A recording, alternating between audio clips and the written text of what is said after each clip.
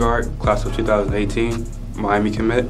And the reason why is because, I went there probably about 3 to 4 times, and every time I stepped on campus, it felt real to me.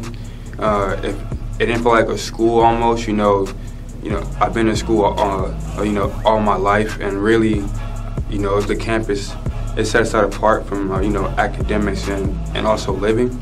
So from a student standpoint, I like how there's, a lot of diversity there. There's a lot of great people there, different cultures and stuff like that. And to get on the athletic side, Coach Richt, I've known him since 8th grade, basically.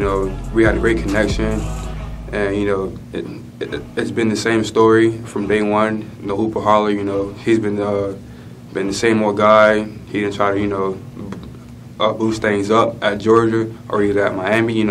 Same old demeanor. So that's why I like him. And Coach Brown, the running back coach, he's a great dude. From day one, he's been straight with me. Nothing out of the ordinary. Just same story. We want you. He didn't boost it up or make it seem like Miami is a great school. That I come here, this and that. No, he just flat out said, we want you, but and we're not going to beg you. So this is.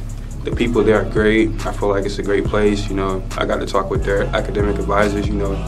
It seemed like they're there to help the student athletes as people too, and not as just students and athletes.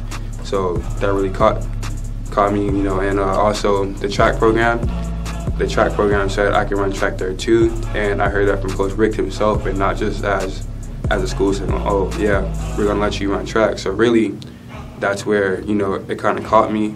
So then I said to myself, okay, I can run track and play football, and those two things I really want to pursue in life. So that's why.